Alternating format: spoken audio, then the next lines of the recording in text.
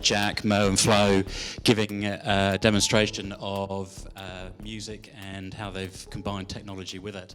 So can I just ask you all, those of you who heard it, a big round of applause to Jack, Mo and Flo for their presentations.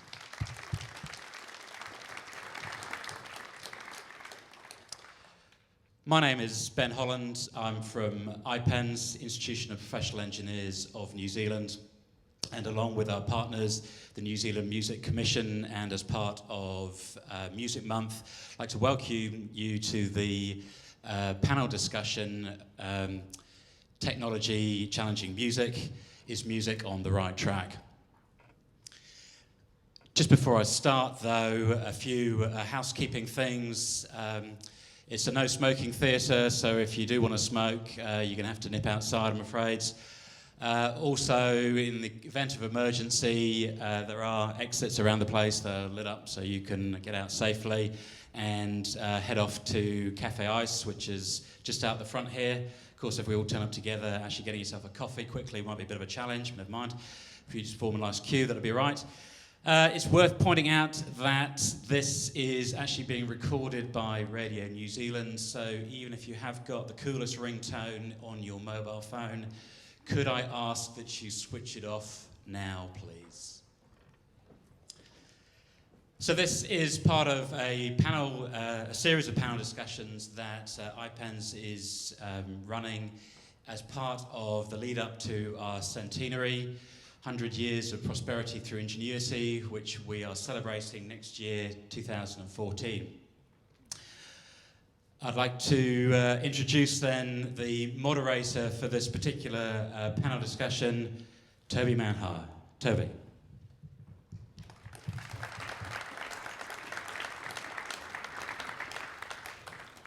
Hello, welcome everyone to this discussion on music and technology, Is Music on the Right Track?, which is hosted by the Institution of Professional Engineers New Zealand in association with the New Zealand Music Commission. My name is Toby Manhire, and in keeping with the theme, I've asked Google to introduce our speakers. If you type the words Simon Grigg is into Google, you'll learn that Simon Grigg is something of a music industry legend in New Zealand, club owner, label manager, promoter, artist manager, punk pioneer. Simon Grigg is hard at work on the new website Audio Culture to bring a vital cultural resource to New Zealand and the world. And Simon Grigg is rector of St Paul's Covent Garden, London. Is that a different Simon Grigg? Apparently so. Yes. Sorry about that. Dougal McKinnon is a composer, sound artist and director of the Lilburn Electroacoustic Music Studios at the New Zealand School of Music. Dougal McKinnon is a writer on contemporary music, and Dougal McKinnon is licensed under a Creative Commons Attribution Non-Commercial License. It could be true. Martin Pepperell is a Wellington-based music, arts and culture writer, radio host, DJ, copywriter and creative consultant.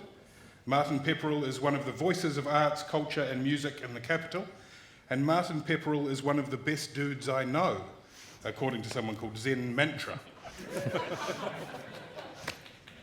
And finally, Dave Dobbin is one of the New Zealand pop scene's most popular and respected figures, enjoying success which has spanned several decades.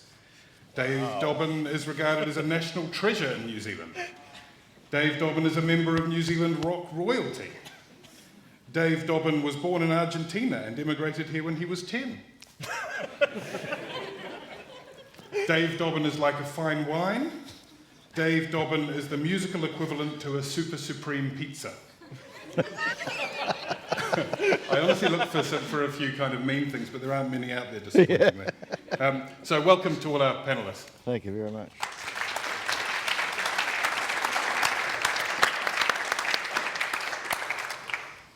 Dougal, I suppose we should begin by pointing out that technology isn't something that just arrived. It's not something that just happened recently to music. Absolutely not. I mean, you know, there's these big bangs in music that I think Simon Goodall talked about in the 90s. You know, musical notation might be one of the first forms of technology, and then we're talking about the medieval period. The saxophone, the piano, you know, using a record to make music with. Well, Hindemith did that in the 1930s, before, you know, we had Kool Herc in the late 70s doing it. So in many different ways, technology and music have always been fused. Has it accelerated in, say, the last 2 or 3 decades, though? Has technology's impact on music accelerated? Without doubt, I think. Without doubt. And what it's done is it's given technology over to the makers of music. So the kind of gatekeeping associated with big studios, clearly that's all gone. These days, if you want to make music and you want to make it in a particular way and there's no tool to do it with, it's quite likely you'll end up making that tool yourself, and it being a great tool and being a tool that you can distribute with a whole community of like-minded people. Dave Dobbin, are you a technophile or a technophobe? How's your relationship with technology? I embrace it all, but I'm also a traditionalist in some sense. I have I love the technology. I really love it, and I swallow it, and I always update my programs. It's an obsession and an addiction. There's no known cure for anyone with a Mac, and but at the same time, I have one of the little objets around the house is a wind-up acetate player, plays 78 records, and when I was a small child, I'd go around to my uncle's in Panmure in an old railway house, and out the back in the shed he had one of those wind-up things too, and it used acoustic sound to, it like a horn, a wooden horn on the bottom to, and I'd play Harry Belafonte and the Ink Spots and stuff and just be mesmerised by that sound. Same goes for 45s, especially 45s. And so I have a love of vinyl and all those technologies. I love them all, vinyl, cassette, mini disc, DAT. Although with DAT, they don't archive very well, so it falls over. So there are extreme limitations in both courts, both analog and digital. But I do embrace the technology. What I love most is the, and I want to stick to the question here, what I love most is the marrying of both of those things. And people should be aware that as non-linear as you make the process of being creative, it still comes down to performance. And that's what pricks people's ears, particularly in the realm of pop music. That's what pricks people's ears. They want to be in the same room as the performers. And so that's the thing that delights me. And there are definitely ways of manufacturing of that, as there are ways of manufacturing humans in CSI movies, but, what are they called? CGI movies. But at the same time, you've got to get the techno right, mate. And I do embrace the technology, and I'm excited about where it's all going. What about in the 80s with DD Smash? Yeah. You lot dabbled in a bit of synthesizer, right? That was quite a big technological thing at the time. It was, yes. Especially when it wasn't in tune with the band. That was really good. You'd go to play the piano, on a synthesizer, and it wasn't tuned. And so when your big moment came, it was like, oh, wrong. The big thing in a way in technology and pop music is auto-tune. Are you a fan of auto-tune? Well, I knew you'd ask that one, Toby, because I can't believe it. I went to a Rock Quest final, or no, it wasn't a final, it was a heat, the Auckland heat, and my son was in a band, and so he played with his rock and roll band. I went, great, they delivered really well. Next up comes this guy, and he's standing at this keyboard. There's just him, the keyboard, and a laptop, and he starts singing, and it's auto-tune. There was no auto-tune on stage, but he just sang like auto-tune. And I wept. In front of me was the lead singer, the guy from Sneaky Feelings, and I think he was somewhat mummified by the whole thing too. But it made me want to cry, because, imitating auto-tune is almost more of a cardinal sin than auto-tune itself, and that's enough. Should be damned to the fires of hell for the. You can hear it straight away. It doesn't take much. The human ear can be as acute as the human eye, and in that regard, you could spot a phony, and you could spot the phoniness, and so you might embrace it, And I do blame Cher Bono for bringing the whole thing into popularity. There's more of She should be shot at dawn with the rest of her family. The way technology is sort of replicated in live music happens quite a lot, doesn't it? So you have with hip hop or electronic music, you then have that a kind of a simulation of that on stage in a live act. Yeah. Don't you, Simon? Yeah, I suppose so. But a lot of the hip hop sort of community and the electronic community are quite keen to embrace new technologies that comes forward. It's driven a lot of the other forms of music. You look back at the early 80s and the late 70s and going through into the 90s, the stuff that was being done by kids on the streets of the Bronx and Detroit and places like that completely changed the face of what we now consider popular music. And another element in modern music making, just to fast forward again, Martin, is Pro Tools, which of course means that you can interrupt a track on a computer at any point, programs like that. Does that do something to the music? Does that change the way people make the music, the way people record it? Yeah, definitely. Definitely changes it. I mean, if you're able to stop and think about what you're doing and go, okay, maybe I don't like this, maybe I want to do this differently. And you can't commit to it in the same way that you would if you were doing a song from start to finish. I guess that's the major thing, really. And with technologies like that, Dougal, and the advances in connectivity, the whole collaborative process changes, doesn't it? Well, absolutely. I mean, having been involved in projects that are international, where you have a collaborator elsewhere, the ability to send a file somewhere and get feedback, discuss it on the fly, incorporate those changes into a mix, that sort of thing. That's really, unprecedented, and certainly has accelerated the making of music, I think. But I don't know if it's helped us make music any better. I'm not sure that that's the case. On the one hand, one could argue that it allows us to kind of think about, I guess, what I'll call compositional decisions, getting it right or not. But on the other hand, it can really destroy a sense of liveness. You can, sort of produce it, mix it, edit it into oblivion, and lose whatever spark it might originally have had. And I guess, in working with technology, I think one's always trying to balance that, to make good decisions about the form of something, but to retain the energy that it should have if it was a live performance. Because sometimes technology can, I suppose, be the enemy of spontaneity. Well, I mean, think about the way someone like Beyonce records, right? It's 150 takes of a phrase or whatever, and then you splice together the most minute elements of that to get this perfect thing. But she's never going to deliver it live. I mean, that whole thing with the Super Bowl was a bit of a laugh, really, because when she actually did come and demonstrate that she could do it live, it wasn't such a hot performance. That's not new, is it? No, that's not new. I mean, you look at the Beatles. The Beatles couldn't do half of Sgt. Pepper live. That's why they stopped playing live, because they couldn't create what they were doing on a stage. Which for me is where things really get interesting, because I'm not particularly interested in the live performance. I mean, I love live performances, but I'm really interested in what you can create using recording media, using technology, and using the space between a couple of loudspeakers, which I think affords things that one shouldn't say they're better or worse than live music. They're just profoundly different, and that's really an area that I think is incredible.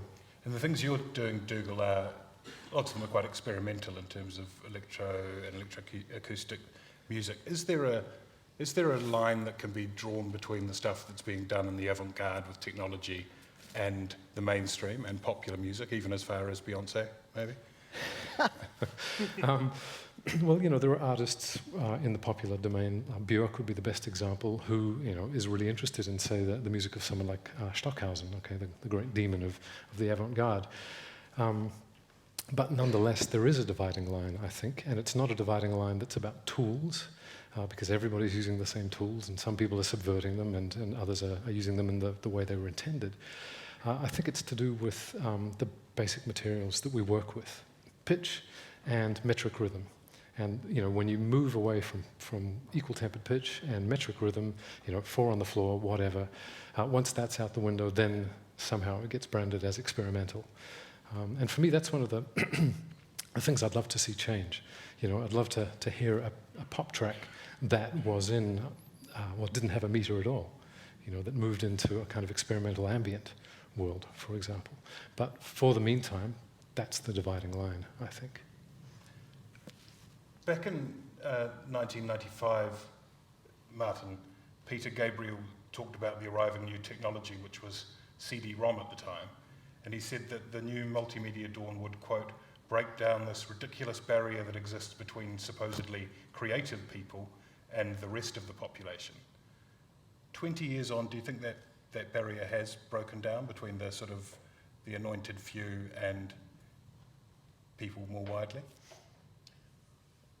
To an extent, there's definitely a lot of people making music nowadays. That's not necessarily a good thing, Yeah. but it's not necessarily a bad thing either. Is it too easy to record music and send it to a music journalist such as yourself? Yeah, probably. Probably. Realistically speaking, it probably is too easy. And I'd probably make it easier by being available for people to contact me on the internet. But it does seem like the filters there's a lot less of a filtration process. What do you think, Simon? Is the cream more likely to rise to the top now than it was? Probably less so, I'd imagine, because there's a lot of noise out there. It's almost like a swamp of music that it's increasingly difficult to put your head above. There's thousands upon thousands of tracks that come out every day. And before, there were gatekeepers who were going through, whether they were record companies or whether they were tastemakers or whoever, who were saying these are the things you should be listening to. So now it's up to the public to try and sit back and work out what they need to acquire. So in a way, the gatekeepers become more important, but are they different, the people who are the gatekeepers? Well, the gatekeepers now tend to be things like bloggers. They tend to be people like Martin.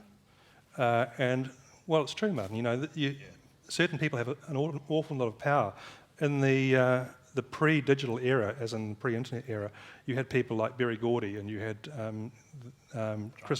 John Peel, Chris Blackwell. These sort of people were very, very important. And they kind of headed things off far earlier. Whereas now Martin gets handed these supposedly finished pieces of music, which aren't necessarily finished pieces of music, and then the band just goes on and does another piece after that. So there tends to be a lot of plenty out there. But that has its advantages as well, doesn't it? Because it's less of a top-down. Absolutely. Hierarchy. As Martin said, there's good and there's bad about the whole thing. The bad thing is a lot of, for want of a better word, crap rises to the top as well and sits there and sort of interferes with the other stuff. So it's harder and harder for the things that probably are, I mean, it's a subjective thing, but are quality to sort of peek their heads through. Although we still are in a situation where the record companies, the big record companies, are deciding what we are listening to and what we are focusing on. You look at something like iTunes, which is very, very important these days, or Spotify and things like that. It's the big corporations that still decide what goes on the front page of those things. And it doesn't matter how many thousand tracks get sent to Martin. There's only a certain number of tracks that sort of filter through into the public consciousness. So the day of the major labels running everything is over, but the day of iTunes, Spotify, and they don't control the making of the music anymore. The music is made by people out there. As I was saying before, with a laptop and a home studio, you can do whatever you like. So there's no need to spend $50,000 or $100,000 making an album and having to go to a record company and say, can you bankroll me into it? But they still control the mechanism for distribution in terms of being able to be seen in that mechanism. So it's easy to put your track on iTunes. The famous long tail is kind of right and it's wrong. There's 10 million tracks on iTunes, but only about 10,000 of those actually sell any copies. I do wonder, though, just to pipe up on that subject, that, I mean, there is a negative and a positive. If you've seen the film Press, Pause, Play, I forget who the commentator is. He's a former Silicon Valley pundit who's now talking about digital culture, and he talks about the coming of a new dark ages. And this is as bad as it's going to get, you know, because everybody thinks they're an artist and everybody's awful. But the flip side to that is what my what some of my colleagues would call musicking. You know, it's a culture where people at large are making music. And musicking. That's just something we do. And, you know, maybe one of the positives of that is that people actually learn what a craft this is, what an art it is. It's no longer the my cat could paint that kind of syndrome, you know, because you've tried to do it and you can't do it. And maybe you start to recognize quality. I mean, that's, you know, I think both these things are going on, but that's a more positive take on it. What about the format itself? I mean, the 78s famously, because they were 4.5 minutes long, influenced the shape of a popular song.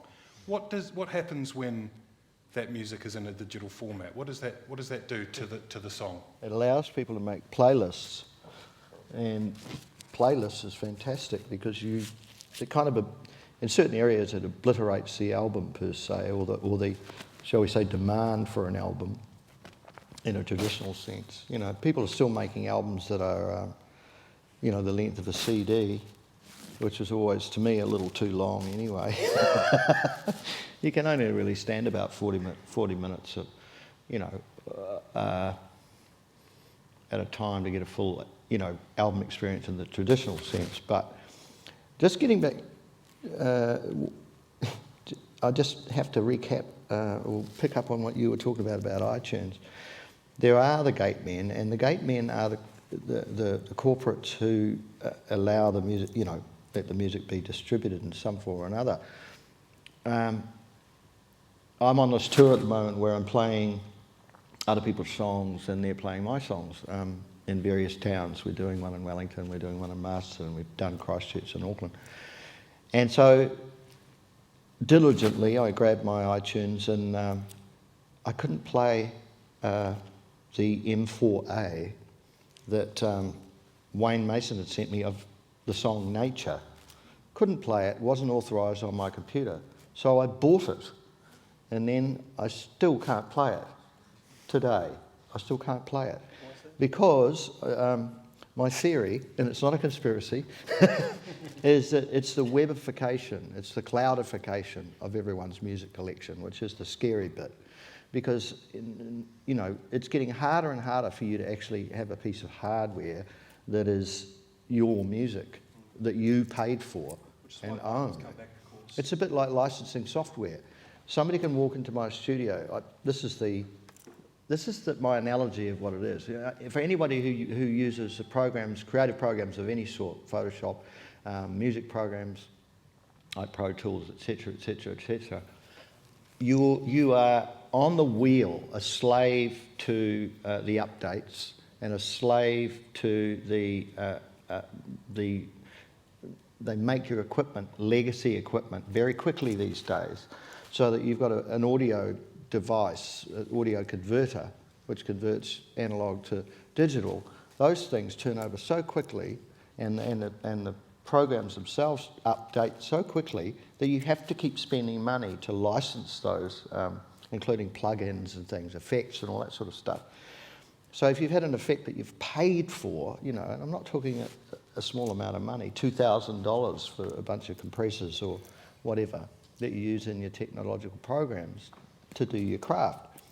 It's the equivalent of somebody walking in, because you've got to relicense it, pay all over again because they've changed the program.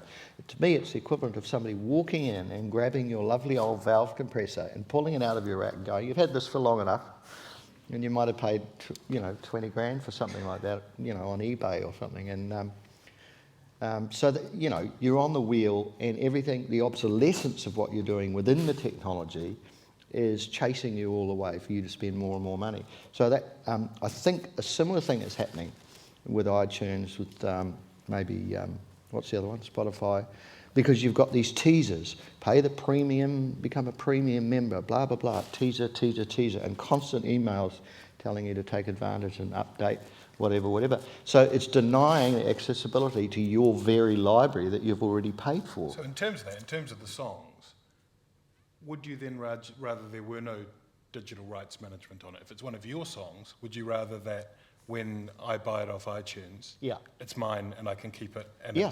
it's got no code in it to protect it Yeah, from I being think shared those whatsoever? codes are a waste of time. It's a bit like, to me, it's a bit like treating, you know, treating drug users, jailing drug users instead of, you know, treating addiction as a disease, you know, criminalising. It's the same kind of, that's a terrible analogy, but it is. It's a waste of time. It's not, you know, it's not going to do anything except irritate the hell out of a lot of people who have this technology they have to keep updating and pay for. You know, so your access to your own library, your own private space and the cloud and all that stuff has all these there's these little tricks that deny you access to your own library. This is why people collect vinyl. This is why people collect CDs. This is why people collect, old technologies and stuff, because it's a process of just picking up your cassette tape, throwing it in the cassette machine and pushing play. And nobody's going to come in and bother you with that, So you do get irritated. Bandcamp is such a good platform. Right. Because you can stream the music, so you can go online, you can listen to it, or you can download it in WAV or MP3 or different formats, and you have it. You have ownership over the digital files. If you want to just listen to it online, you can listen to it. Yeah. And the musicians get all the money. I think that should be the way it should be. But I also think that,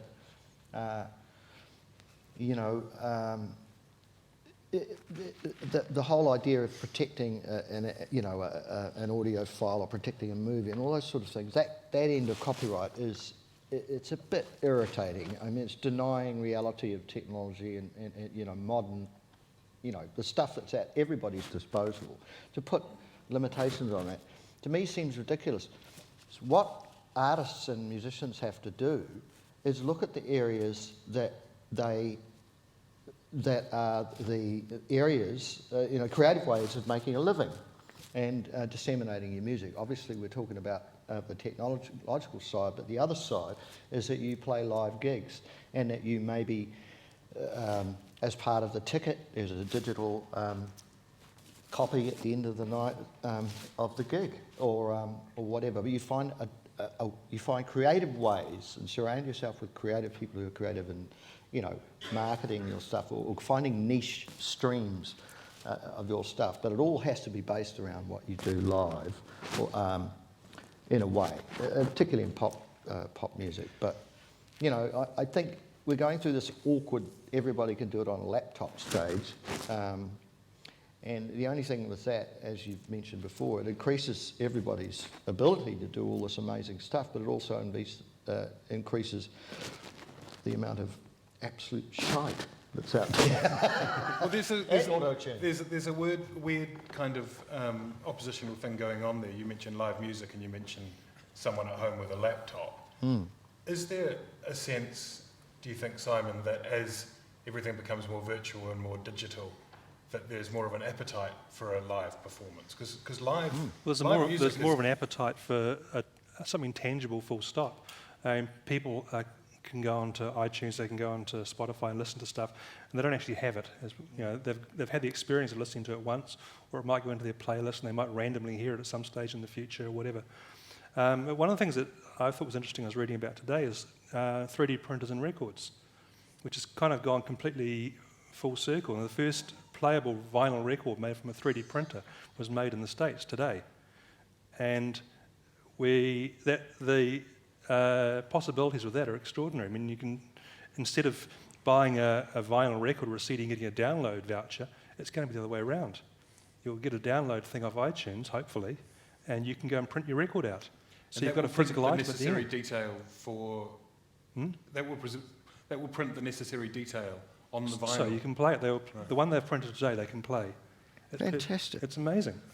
I love it. So it's taking it full circle in a way. So you end up, you have a digital purchase, and you end up with a physical thing at the end, which is kind of like going and listening to it on iTunes and going out and seeing the band live as well. You've got the real thing. And I suppose that's why people are buying vinyl records again in such numbers, apart from the fact that an MP3 doesn't look good. Well, it's not just the thing, though, is it? I mean, I'm sure that's part of it, but there's also an issue with the quality of the format, isn't there? I mean... we can get Dave onto this. Well, I want to get Dave onto this, because I've heard him on this before. He warned us about this. Sorry. David Byrne once called the MP3, an early version of MP3, zombie music. Yeah. Is that fair? Well, an earlier version, he would have been right, yes, because it shortchanges you completely.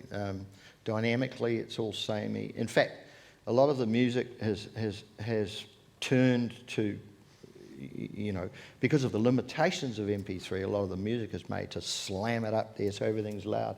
So you've lost total dynamic. There's no dynamic in it. It's a bit like... you know, cheap digital cameras that are like 1 gigabyte or something, cheap digital camera, it'll take, or even on your phone, if you're taking a movie on your mobile phone, you'll notice if somebody's doing a report from Gaza or something and they're being interviewed on their phone, you'll see that they remain, as long as they remain still, everything just stays still. If their lips are moving, then it'll move slightly. No, it does exactly by compressing the information. If nothing's happening, it just stays the same as it was before. Now that happens with digital compression and MP3s and other formats like AAC and stuff, not to quite the extent, but for delivery, the whole argument of delivery is what pulls that hideous format through. But I understand what Bernard's on about because it shortchanges people. And there's a lot of artists like me and them, and they who would have the time and money that you just spent in the studio doing what you're doing, developing your craft, rather like a photographer. If you take a photograph with a Leica camera in a war zone, and then you have your slideshow and then project it on the wall through a Hanamax slide projector, it's going to look shitty. And you say, word again. You know, people should have the same experience of the sound that the people in the studio have, full bandwidth, everything you can hear really clearly and stuff. I mean, a lot of people obviously can't afford to do that, but more and more it's becoming possible to be able to do that, you know, you know. But the MP3 itself is deep, it's cheapened a whole lot of the audio aesthetic, the oral aesthetic of music, you know. You know, even acetates sound better. There's more, you know. Are we finding solutions to that, Dougal? Are there? Well, I mean, I guess one thing is there's an engineering problem there. You know, can you make MP3 do what it does better, more efficiently? I'm sure that'll happen. I'm sure that earbuds will end up reproducing through some kind of psychoacoustic trickery a proper full spectrum of sound. But in a way, I like the limitations of MP3. You know, it's a format that's being used hugely. People are listening over these little, you know, earbuds, and that to me is a platform for new forms of creativity. I mean, I'm not saying that I would want that to be the only thing, but I wouldn't want to throw it out the window either. I've had, you know, as I'm sure we all have, wonderful experiences listening to music over these tiny headphones. And I think it just affords opportunities to do something that's specific to that listening situation, to that medium. I mean, I haven't done it with students yet, but I would like to have them make pieces for tiny little headphones. Mm. We're discussing music and technology as music on the right track, hosted by the Institution of Professional Engineers New Zealand in association with the New Zealand Music Commission. Simon Grigg, when Napster happened, it was a grenade in the middle of the existing music industry, right? Yeah, absolutely. And it wasn't expected. I mean, the internet turned up and everyone sort of thought, what do we do with this musically? And then they sat down and thought, well, we'll carry on selling CDs and nothing's going to change. And like a lot of technologies, it came out of left field. Most of the radical technologies that have changed the face of popular music haven't come from the music industry or from music people. They've come from, you know, in that particular case, it was people sitting in a university in the northeast part of America who put that together. The CD was created in the labs of Sony and Philips by people that design light bulbs and stuff. You know, well, not quite, but you know what I'm saying. They are people who aren't music people. They are people from the other side of the divide. And I think the next iTunes is another example. Steve Jobs came along and said to the record companies, I've got this great idea to sell music, and they all went, oh, go away, we don't need this. And he basically had to blackmail them into it, and of course it's been the saving grace of the music industry.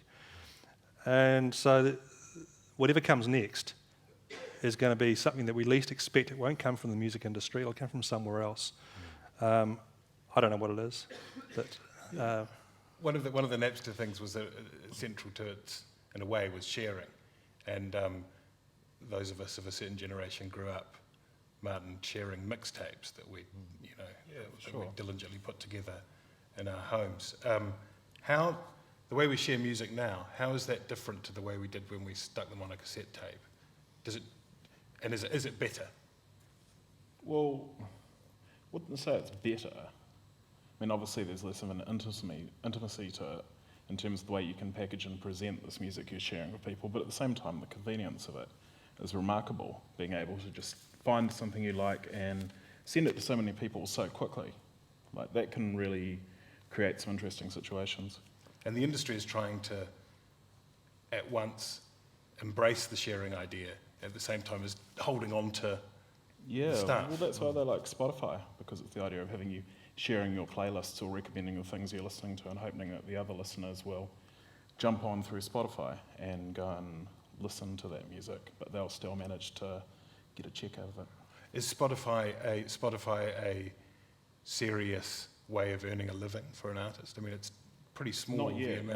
But there's a theory that once the number of people using it globally reaches a certain point, then it might become viable to an extent to have that alongside your touring and your merchandising and various other things.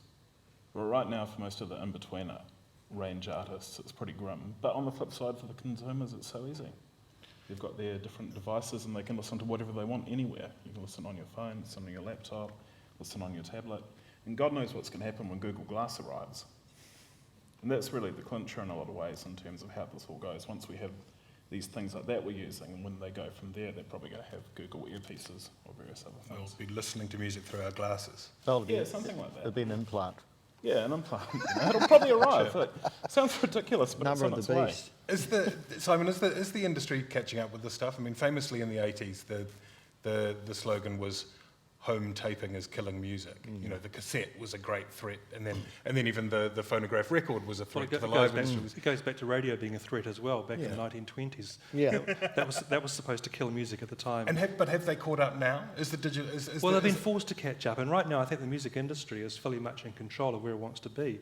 But I think Spotify is a temporary solution. I mean, it's an ugly interface. It doesn't do an awful lot apart from just throw a bit of music at you. It doesn't give you any information about the music at all.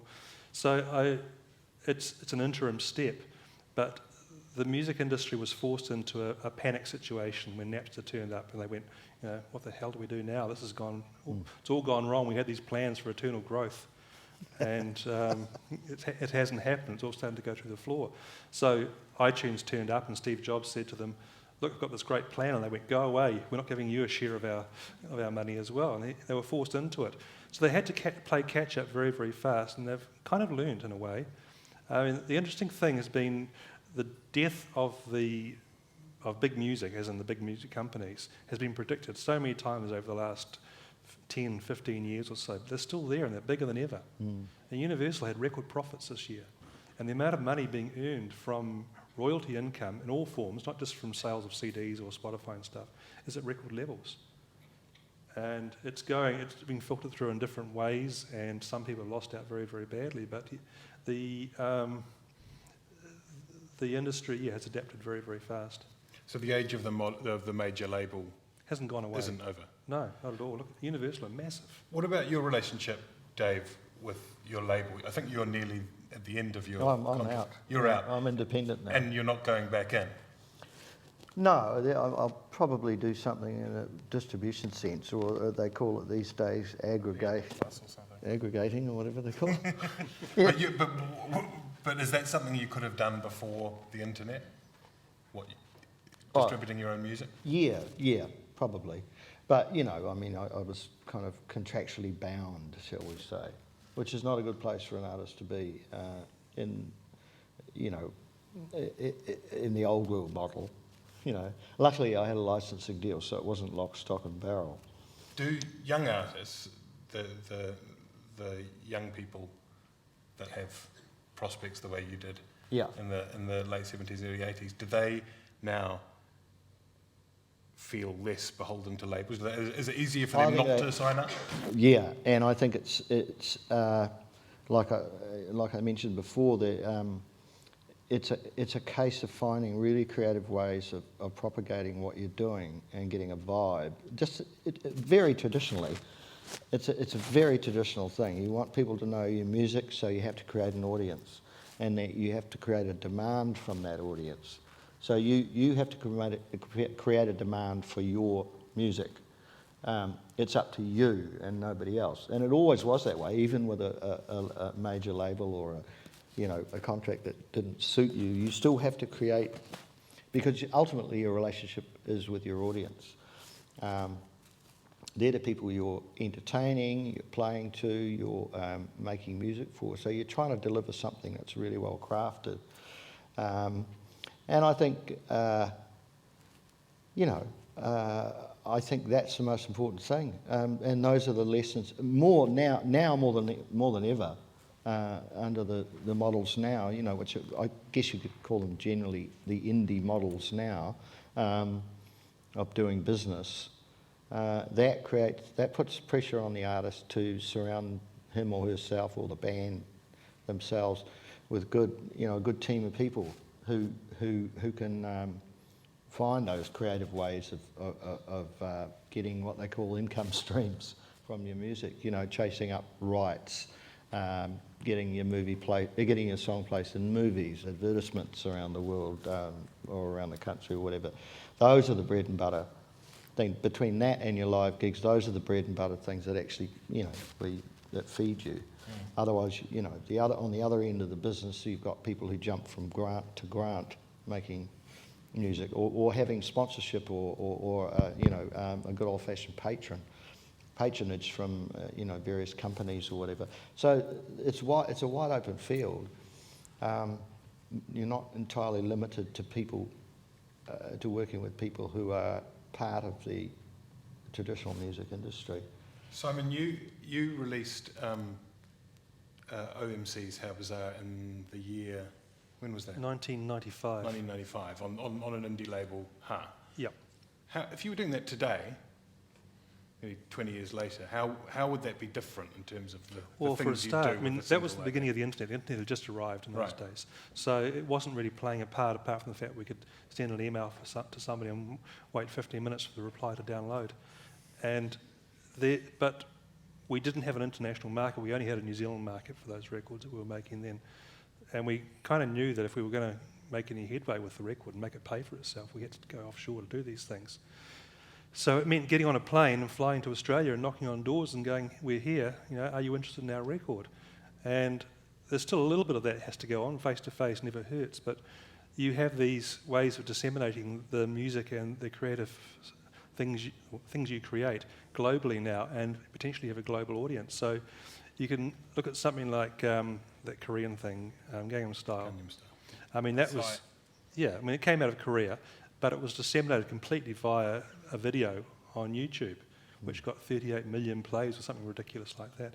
1 billion plays or something. 2 billion. 2 billion plays. Yeah. A lot of plays, right. I mean, once you get past about 20 or 30 million, it's just sort of academic. But that was a hit record, a global smash record that was created completely from a digital format. It had nothing to do with, they did deals and things all over the place, of course, but he almost hadn't left Korea before he was a global superstar. I'm of the understanding he'd been doing what he was doing for somewhere between 10 to maybe even 15 years prior to that. For a long time, yes. Yeah, so he'd been working towards that. And he got very hot management that went in there as well, Justin Bieber's manager and stuff. So he'd be really working on that dance. Yeah, he'd really been working that routine. He'd been practicing it. He'd been writing But the thing is, for many years. But the thing is, to disseminate that once he'd worked out what he wanted to do, the dissemination, whether it was done by him or by his management or by Universal, who had the rights to the thing, was all done via the internet.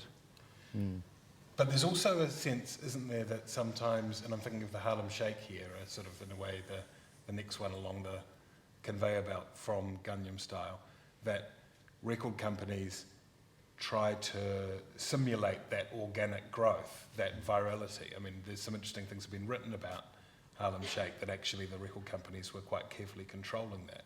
And with lots of acts now as well, it seems as though there's, for example, Lord, this great talent from Takapuna, has been so carefully managed by a offshore record label for at least to appear 5 or 6 years already. to be For a rising long organically. time, as Dave said. Yeah, 4 years. Yeah. 4 years since she was 12. Yeah, but I mean, I think if you think about the Motown It's always been scenario, people are developing artists, and artists do take a long time to develop. Some artists do take a long time to develop because you've got there's so many different things to consider. There's the technique, there's performance in the studio, there's performance live, there's all the things that go up to making somebody project and touch all the right. There are very few overnight successes. Yeah, totally, and I think it'll always be that way. But I mean, I'm excited because you can have a song from a back catalogue album, and then somebody will find it, and then suddenly a band from Canada is covering one of your songs, and so they send you a copy of it, and it's like, oh, thanks, and it just happens by itself, because of the net. We used And to be that's in a little amazing, island in the bottom of the Tasman, and no one paid much attention to us as New Zealand musicians. It was very, very hard. I mean, Dave and I are of an age. We can remember what it was like. Veterans. We're veterans. So, Telexes, see, I've dragged you into that one day. Carlos Days. So you sat in New Zealand and you made a record, and you hoped that somebody in the South Island was interested in your record, and if somebody in Australia was interested, and that was a huge bonus. It was. So the tyranny of distance, the famous tyranny, has been To a degree, yeah. I think so. Yeah, I think so. So now we get excited about something that might come out of like Finland. That's a great song I heard from Finland. You just find it on. My daughter's 18 years old, and she's all excited about this Brazilian band she found on YouTube. I've never heard of them before, and I think they're awful. But and in terms of composition, Dougal, in terms of the very kind of forefront of new technology, you get that straight away. You hear about the Finnish stuff too. Well, there's a real culture, a sort of maker culture, a culture of sharing ideas and information. You develop a new piece of technology, a new routine in it, in your software. You share that. You put that up online. You let other people run with it and do stuff with it. And that's an amazing thing. That's been part of this profound acceleration that you were alluding to before. I think what hasn't happened is that same spirit at the level of making music. Technologists seem to be very happy to share. Musicians, it's still your own thing, something that you keep to yourself. And I'd really be interested to see that change. How do you get that sound? What do you do? I mean, I guess there's Red Bull Academy and there's this or that YouTube tutorial about how to achieve something. But again, that tends to focus on use of technology and not on using technology to facilitate better making of music. And it's that latter thing that I'd love to see develop. In some of the younger electronic scenes, there's a real culture of online tutorials for how to do certain things. Like producers will explain, this is how I do this sort of bass line, this is how I do these drum patterns. Yeah, but and it's something that is becoming quite common in certain circles. That's right, but the discussion of is it any good, and if it is good, why is it good, or if it's bad, why is it bad? It's that level of really engaging in the making of the music. The technology is a means into that, and yes, it's fantastic to share that and talk about how to do it, but what you end up with is what I think is the missing part of the puzzle, in a way. Martin, the media itself that has been going through some pretty major contortions trying to cope with the arrival of digital technologies. How has that changed the relationship with music? I'm thinking of things like social media. Yeah, I mean, on some level it's probably harder than it's been for a long time for a lot of these emerging artists to find an audience or connect with people. This shifting over to websites and blogs and news services and Twitter feeds and so forth hasn't really replaced what we had with newspaper and radio and television when we had more designated music spaces in those areas. And I'm not entirely sure at what point it's going to resolve itself. I do think one thing that's made it harder is music scene is a lot more of an internet concern in fringe areas nowadays. And so it makes it harder to place that sort of thing inside traditional media spaces. It's like, well, if it's free download, if people are doing it on laptops or this or that, how can we relate that back to our audience? I think we're nearing the end of our hour. Probably got time for just a couple of questions from the audience before I ask you a final quiz. I can't see terribly well, but I think we've got some microphones out there if anyone wants to throw their arm in the sky. I just wonder, are you going to talk about some of the crowdfunding websites that are out there? We are now. As a way of... Yeah. Well, Pledge me. Pledge Me, Kickstarter. Are these One of the things that interests me about crowdfunding is that the people who do it first get a lot of attention, but the question is then whether it's a sustainable model in an ongoing sense. What do you think, Martin? Well, I know that things have been improving for some of these organisations. A lot of things manage to pass through the threshold and get funded via Kickstarter these days, and Pledge Me has an increasing number of successes. It still comes down to the idea, really, though. Do you have an idea that people want to buy into? Are you doing your reward structure in a way that they go, hey, I really want to put $100 towards that, I really want to put $50 towards that, okay, maybe I want to put 20 to it. Whether there's a buy-in, can people tangibly take something away from it or not? I suppose, Dougal, it might in a way be an answer for people who are doing things that are less obviously pop. Well, sure, although I think in a way people don't, in that domain, don't even need the money in a sense. But look, you're talking to an academic, right? I think the universities probably need Pledge Me right now. Anything else?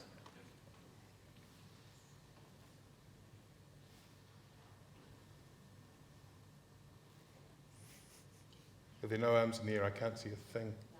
I think they're all fully informed. We've covered everything. Well, to round it up, I'd like to ask each of you to dust off your crystal ball and imagine what might change in music as a result of technology in the next 25 years, as outlandish as you like, and whether or not that makes you feel optimistic.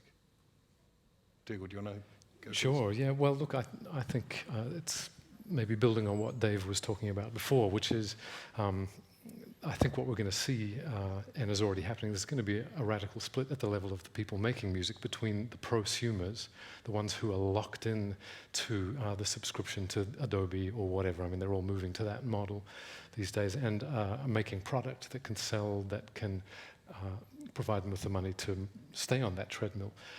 And on the other hand, I think we're going to have people who are using open source stuff, who are developing stuff themselves, making music that's completely not beholden in any way to any commercial interest whatsoever. That split's already there, and I think it's just going to deepen.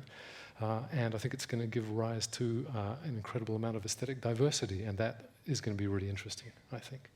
Thank you. Simon, Greg? Well, 25 years ago was 1988. And in 1988, if I'd sat there and said I could download stuff onto my computer through this wire or through the air, and I would have 40,000 songs on my phone or whatever, I would have been locked up.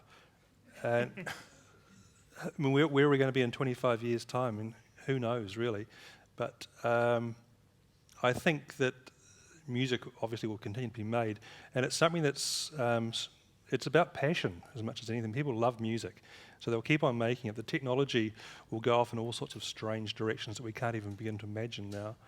But we'll still continue to listen to it through our ears, and we'll still continue to react to it with our bodies and minds. So, I don't know. Thank you. No more crystal ball than that, I'm afraid. How's your crystal ball working, Martin? Yeah, the diversity thing's a big one. I mean, even over the course of the last 10, 15 years, the micro-generalising of music as things become increasingly more divided up, I think that will only increase in terms of people really specifically figuring out what they want to accomplish, what exactly sort of artists do I want to be, and hopefully they'll have the tools to present that to the world in a way that feels unified and really gives it some weight that people can engage with. Thank you. Dave Dolan, how's it looking, the future for you? I think it's looking great. In 25 years' time, hopefully I'll be doing a gig in Vladivostok because, in real life or they'll virtually? have loved my stuff. Hologram. Probably in real life, and I'll have new body parts as well. Yeah. So you're a singularitarian. Yeah. Yeah, excellent. I'm really excited because I think the thing that I've noticed with the net, for all its promises and for all its global possibilities and all that kind of thing, the most useful thing always comes down to something actually quite local. And although you can find music from all over the world at any time and pick and choose and look around for versions and gig versions, live gigs, streaming this, whatever that, the interface of that will become more and more invisible. You'll just be able to think about something and it'll be right there in front of you, or you'll be listening to it. But I also think that it's going to work. It's going to come down to artists, the traditional values of being an artist, the traditional values of being a songwriter, of making music, are always going to remain the same. The process is still the same. It's the ideas, the things that touch people's hearts, the things that are interesting to people, are things that aren't, they don't have a lot of, the technology is kind of invisible. It's the dream, the magic that happens with the music that people want access to, and they want to feel it. It's all about disseminating a feeling and sharing it, as you said. And for me, the ultimate way to share those sort of feelings is with a good old-fashioned traditional live gig. But that can be extrapolated into a studio situation, a performance situation, a study situation, a theatrical situation, audio-visual situation, whatever. So I think people's access to great music is going to be, and the demands on artists to supply is going to be, really quite intense and magical too. I think the planet will get to know itself, its own heart, a lot better in 25 years as a result of that musical connection. So I can only speak from a musical connection, but I think there'll be a lot more connection that way, and languages will sort of melt away and merge, and we'll all be beige, Well, I think that's an upbeat note to end on. I'd like to thank you all very much. Dougal McKinnon, Simon Grigg, Martin Pepperell, and Dave Dobbin. Thanks very much. Thanks, Toby.